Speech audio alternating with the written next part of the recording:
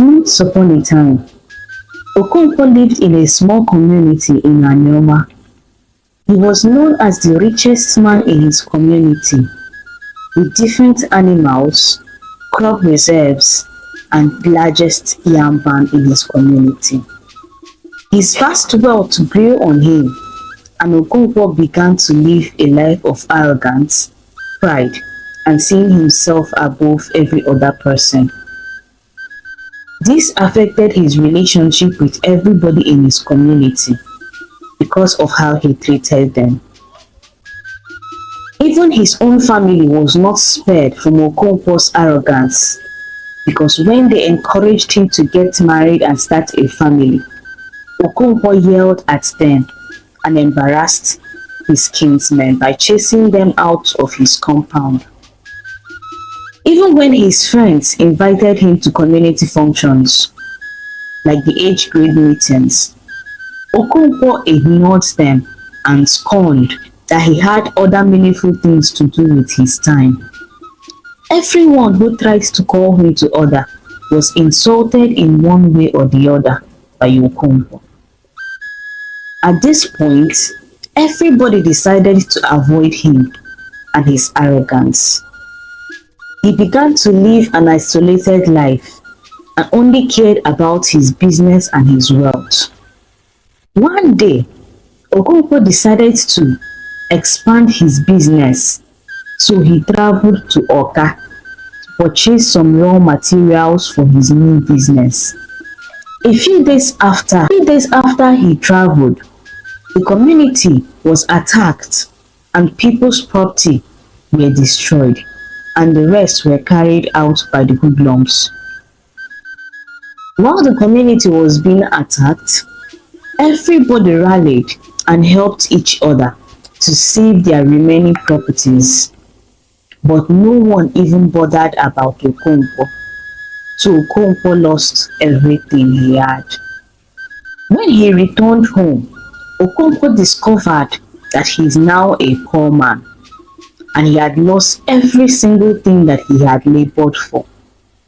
This made Okonkwo to become depressed, because even while the community heard about what happened to him, nobody cared or bothered to come and ask him how he was faring. Seeing that nobody cared about him, Okonkwo decided to commit suicide. He took his rope and went into the deep forest to kill himself. As he began tying the noose around the tree branch, a twig fell and hit a nearby large pot. Okonkwo began to hear a song echoing calmly from the pot. The song was saying, "Odogwuna renu njede, Odogwuna renu njede, Odogwuna renu kwe madamu na ngede, ebe nọ na-echere chi njede, Odogwuna renu ngede." Okonkwo thought he was being haunted by spirits, so he ignored the song the first time. The song went off loudly again.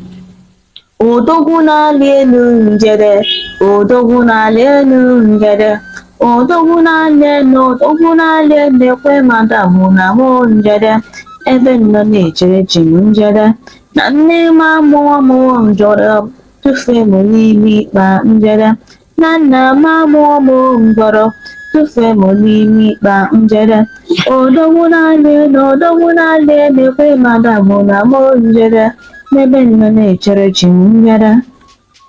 Okonkwo decided to climb down and look around, only for him to find a crippled man inside a big pot.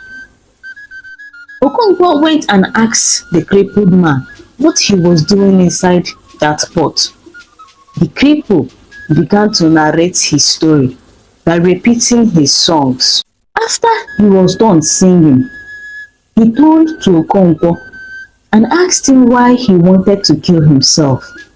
Seeing that he was one of the richest men in their community, Okonkwo shrugged, bent his head, and began to tell his story and how he lost his wealth to hoodlums that attacked him and attacked the whole community, and nobody came to his rescue.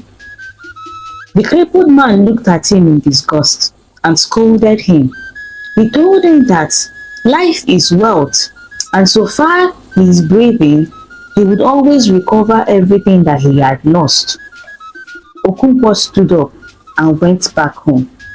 He called his entire community, his kinsmen and his age mates, and he apologized for his arrogance.